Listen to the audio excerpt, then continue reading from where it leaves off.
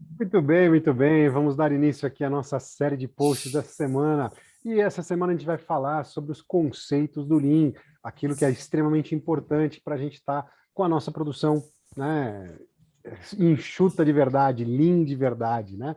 Então, um dos conceitos básicos do Lean, que todo mundo conhece, fala bastante, é o Just in Time, né? O famoso JIT, né? O Just in Time. O que é o Just in Time? O Just in Time é a gente regular o mínimo estoque possível para a gente fazer a produção.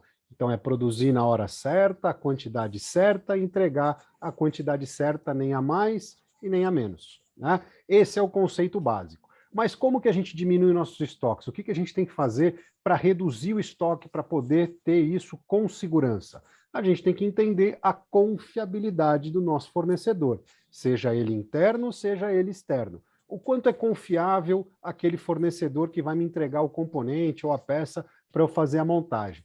Então aí a gente tem que analisar, esse fornecedor está dentro de casa? Se ele está dentro de casa, dá para ficar um estoque bem reduzido, praticamente uma peça, né? Porque ele está dentro de casa, está próximo, tá, né? Não, agora, se ele já está lá do outro lado da fábrica, tem que colocar no carrinho, trazer para a linha do outro lado da fábrica, né? Mesmo sendo interno.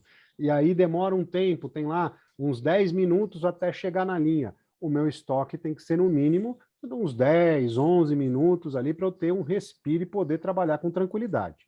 Agora, fornecedor está externo. Se ele está coladinho, vizinho com a fábrica, eu também consigo ter um estoque reduzido, né? Demora uns 20 minutos, eu tenho um pouco mais do que 20 minutos, é o meu mínimo de estoque que eu preciso ter. Agora, esse fornecedor está do lado da minha fábrica, mas eu não confio na capacidade dele, ele tem uma deficiência de produção, às vezes ele entrega, às vezes não, eu tenho que ficar ligando lá pedindo pelo amor de Deus para ele entregar. Esse fornecedor não é confiável, eu tenho a necessidade de aumentar o meu estoque.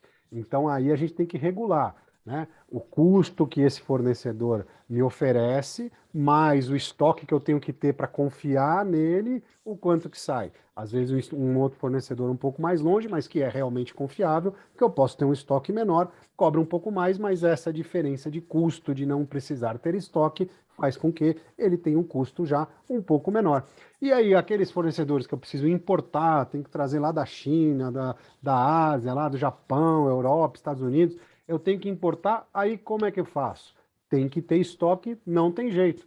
Principalmente porque regulação normal vai trazer normalmente, ele vem de navio, demora um período grande. Além disso, eu tenho a entrada da mercadoria no Brasil. Pode dar canal verde, pode dar canal vermelho, né? Dá, tem um probleminha lá, demora um pouquinho mais para desembaraçar, eu tenho que ter um estoque um pouco maior dentro de casa. Então, se o importado não é tão mais barato do que aquele que eu tenho nacional, precisa entender o quanto custa esse estoque que eu tenho que deixar para manter esse fornecedor em outro país. Não é isso, Yoshida? Exatamente, Bergomani. E até usando a mesma temática, né, confiabilidade, né, para o just-in-time funcionar, que é o fluxo ir continuamente, né, no fluxo, na velocidade que eu desejo, né, funcionando sempre, eu dependo de confiabilidade. Então, que mais que é importante ter confiabilidade? Por exemplo, a manutenção interna da empresa, né? Então, se a manutenção tem pessoal preparado para fazer o atendimento, eu posso ter estoque menor. Mas o pessoal está preparado, somente resolve? Às vezes depende de alguma peça. As peças críticas dos equipamentos que nós temos na empresa, algumas requerem ter estoque. Se eu tenho estoque internamente dentro da minha operação, dentro da minha empresa, eu posso ter estoques menores, né? Posso ter um atendimento muito mais rápido da manutenção. Porém, se eu não tiver esse estoque, pode ser que eu possa parar uma fábrica por um mês, por 3 meses, dependendo de quão difícil é importar uma peça, eventualmente, ou até fabricar uma peça especial que, quando quebrar, ela pode parar a operação. Então, tem que prestar atenção que, quando eu instalo, né, uma sistemática de trabalho, por exemplo, just in time, eu tenho que saber exatamente, né, a capacidade de todos os meus processos, manutenção, logística, compras, etc., e está adequado a poder atender aquele ritmo esperado, que é o ritmo do consumo do meu cliente. E somente dessa forma que o Kanban vai funcionar, que o Just-in-Time, que é o fluxo unitário, vai funcionar e assim por diante, né? Ou seja, tem que ter confiabilidade em toda a sistemática de trabalho, né? É isso aí. Então, extremamente importante a gente entender que o just in time não é só sair implementando porque é bonito, né? Porque em outro lugar deu certo. A gente tem que entender o quanto que é confiável os nossos fornecedores internos e externos, né? Para a gente poder reduzir os nossos estoques e aí refazer as reduções de custo sem o chamado efeito serrote, né? Vai lá, faz, depois volta para trás, vai, faz, volta para trás, faz, volta para trás.